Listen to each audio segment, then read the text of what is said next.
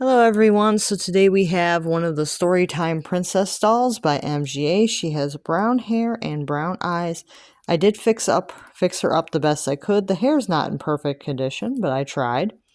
She has silver earrings and a silver tiara, so that means that she is the deluxe model of the doll. The budget ones had I think a purple tiara from what I could find online. So there is budget as well as deluxe models of these dolls. She has a really cute bodice, has a nice floral print on it, and there's a big rose here on the bodice, and she has this piece here that's hanging off that I think is supposed to be a part of the bodice that got ripped off somehow, and I have to try to fix that sewing wise, but she's overall really good. She has this nice big yellow rose, and then there is a bunch of mesh and tulle for these big tulle pieces. She actually has two layers to them. She has a yellow and a pink tulle layer, and then the bottom of the dress is a light purple. So it's a pretty nice outfit for her. She's pretty nice. She does have the bend and snap knees, and she does have articulation, of course, at the shoulder and at the hip and at the head. So she has 7 points of articulation. Pretty nice doll.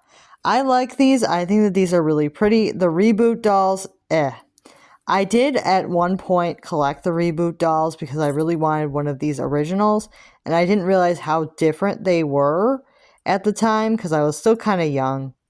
It was in my early 20s, and I didn't really understand that the reboot dolls were a lot inferior until I actually came across these online. And I was like, these look a lot better than the reboot dolls. The reboot dolls were kind of because they looked more like the Moxie girls, but then they also had very hollow bodies. They were just kind of I mean, even the fashions were much a downgrade from the original dolls, so I was not really a fan of the reboot dolls once I realized how much better these ones were. I was kind of they were a big letdown.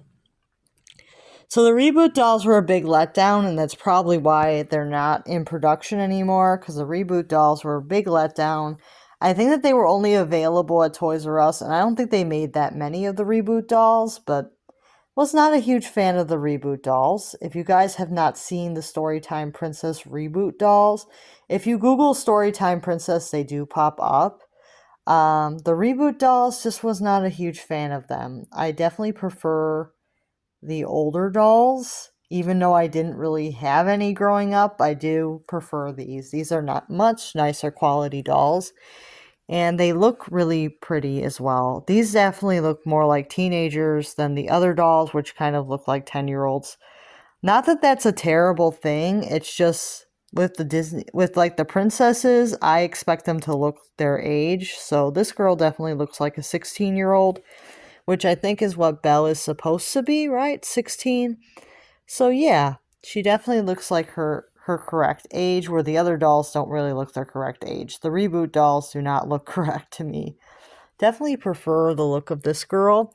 She has a very sweet face. It's somewhat between a Mycene and a Bratz. I really like it. It's very sweet, and it's a very pretty face mold that they use for her. So let me know what you guys think of these dolls. I think that these were really nice, especially when MGA was trying to compete with Disney Princess, which is likely why these were out, but I like them. I think that they did a pretty good job at reimagining the princesses, and I'll see you guys real soon.